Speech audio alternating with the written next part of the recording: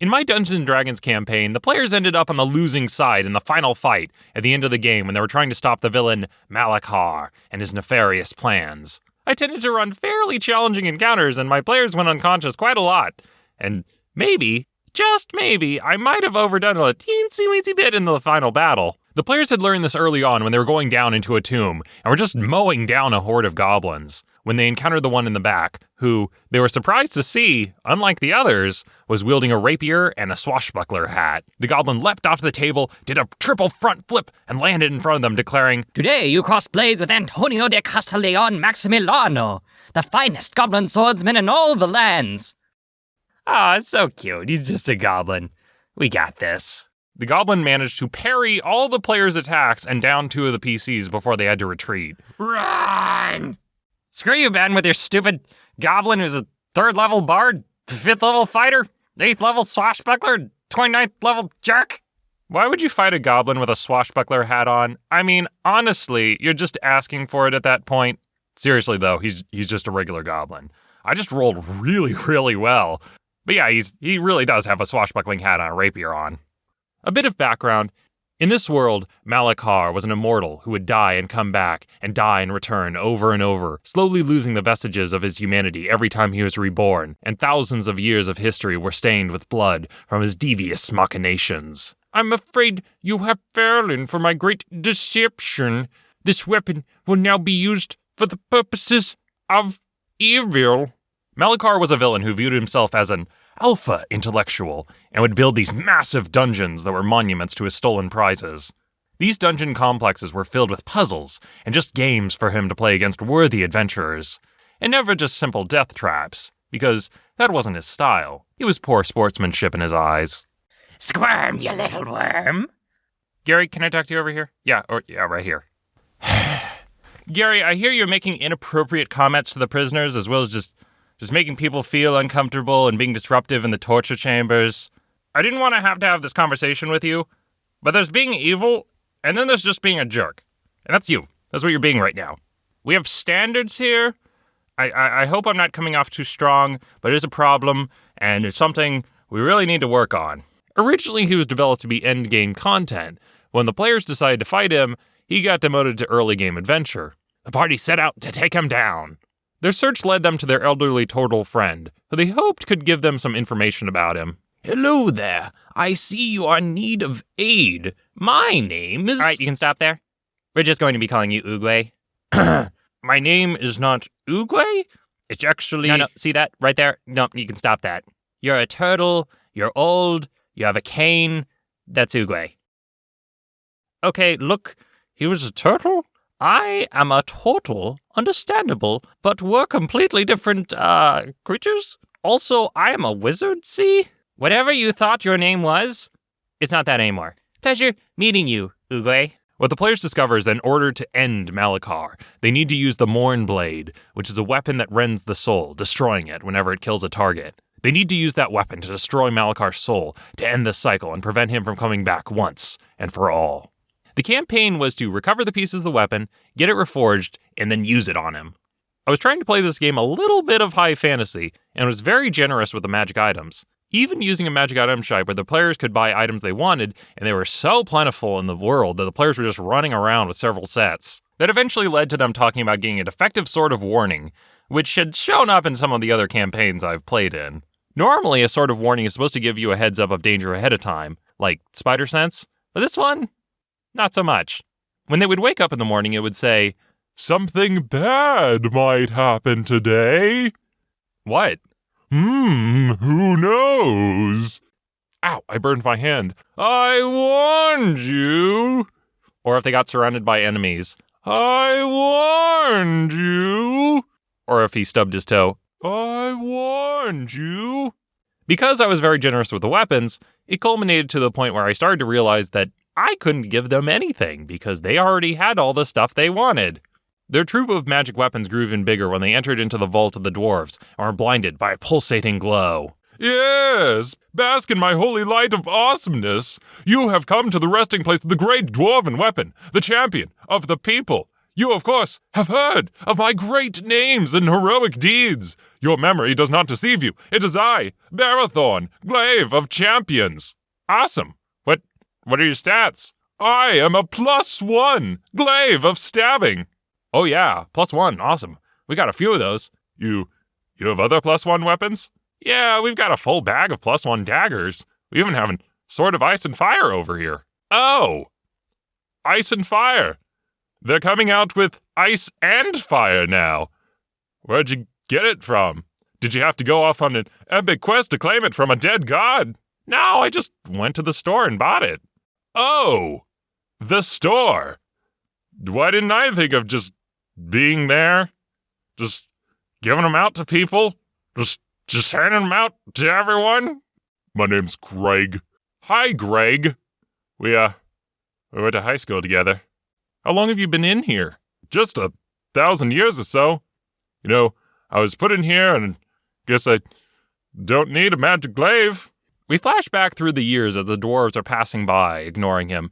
It is I, Barathorne, glaive of... Oh, never mind. I guess you guys have more important stuff to do. That's really cool. That's fine. Hello, Barathorne here. Do you need me for an adventure? No? Okay. I'm just gonna be hanging out here. Hi, Barathorne, just call if you need me. I'm gonna be here when you get back, probably. Sure, we can take you along, but can you be quiet? Why, of course I can be quiet. Just like a veritable shadow, if you will. I assure you, the party will be amazed at how quiet I can be, and you will be all like, where's Barathorne? Where did he go? And I will be like, I'm right here. You just can't tell because of how quiet I am. But I will occasionally just offer a suggestion or two about how to fight, and morally judge the party if you do anything dishonorable. One campaign later, the Mourneblade was reforged. It ended up coming into the hands of one of the PCs. Mobile Suit Gundam Wing? I told you, it's a legal character. Yeah, alright, okay, I heard you the first time. So the player started using the Mourneblade on enemies that they fought. I would describe as when the blade ripped through someone, it would turn them to ash, destroying their soul. Whoa, that's awesome. Okay, Ben, you can stop calling this thing the Mourneblade, because that's not what we're going to be calling it. Since it turns people to ash, it's the Infinity Blade. And what I've decided to do is I'm sometimes going to kill people with Barathorne, and sometimes kill people with the Infinity Blade. There must be balance in all things. Why? I must follow my principles. I have rigid, unshakable, immovable code, except when I don't, which must never be broken, unless I decide that I'm bored with them, or when there's a really, really hilariously appropriate moment to break them comes up. Also, the two weapons didn't really get along. Hello! Pleasure making your acquaintance, Mourneblade. Hi, I'm Barathorne. Are you ready to engage in honorable battle against worthy opponents? I exist only to destroy. As long as I rip enemies to pieces, that's all I care for. Innocent, guilty, weak, none of that matters. Only the thirst and only the hunger. All right, cool. Hey, do you think I could be put into a different bag from this guy? He's kind of creeping me out a little bit. The world started to have strange omens and portents occurring, like water turning red with blood, crops perishing, and fish dying. It seemed like Malikar was performing some kind of nefarious ritual that would lead about to the end of the world. I warned you. They went back to go talk with their wizard friend.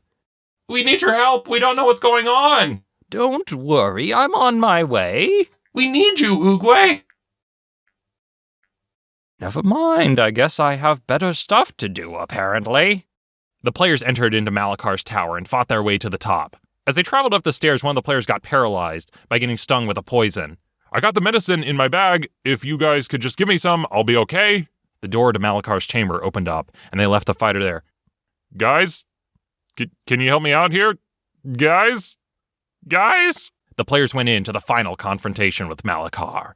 He was in a pocket dimension of his own creation. Motes of earth floated through the warped sky, while the ground they stood on drifted through the void. There were several crystals he had set up which were keeping this plane of reality in check. Amongst them was Malikar and his Dark Legion. I warned you. Before they had gone into this battle, I thought, okay, this is going to be a big fight, so I can't just use the normal number of enemies, even though I would normally down at least one of my PCs every fight. This battle had to be a bit tougher, so I added just a few more enemies. And then I added some more. Whoa, hey, this guy looks cool. He's got tentacles coming out of his head.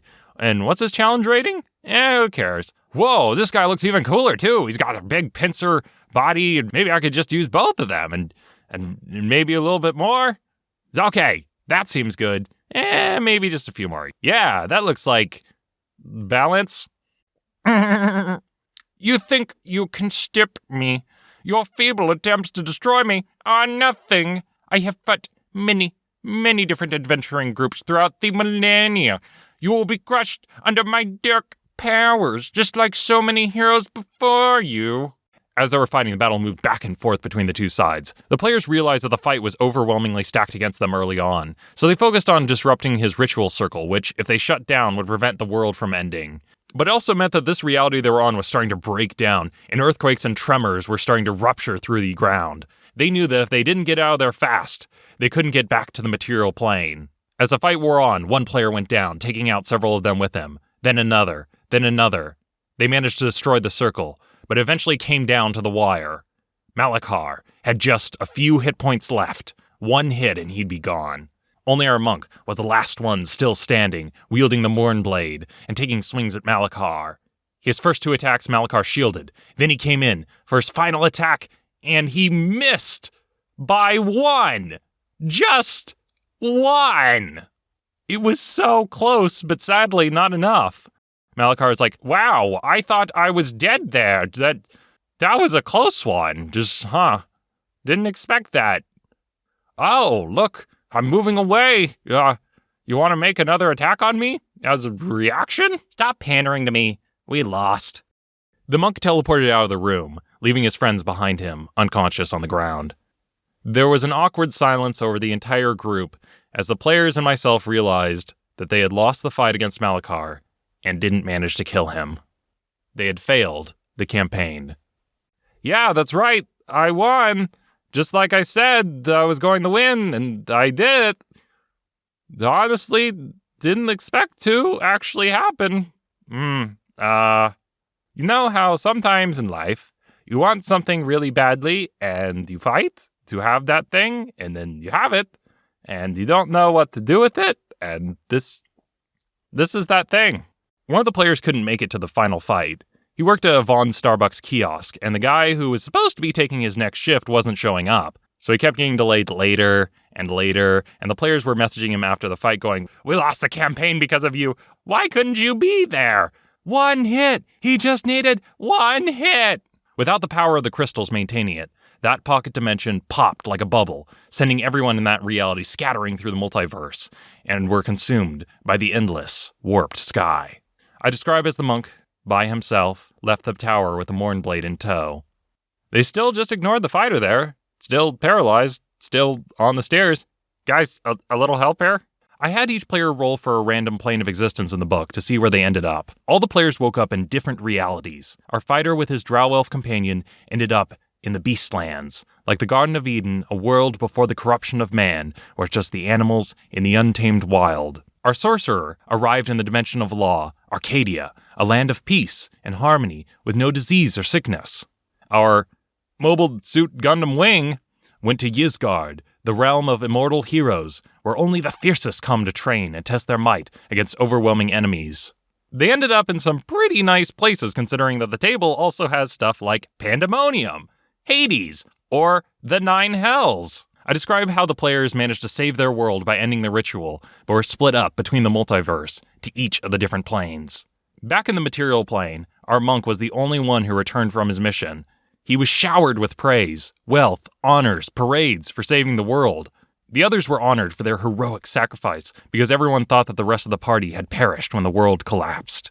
But deep down, the monk knew that they had failed to defeat Malikar. The threat loomed over him that Malikar could take revenge against his family or descendants if he ever returned. So he decided to hold on to the Mourneblade and pass it down to his children, telling them that if the evil of Malikar ever rose again, they would have to be ready to use it and take up arms against him.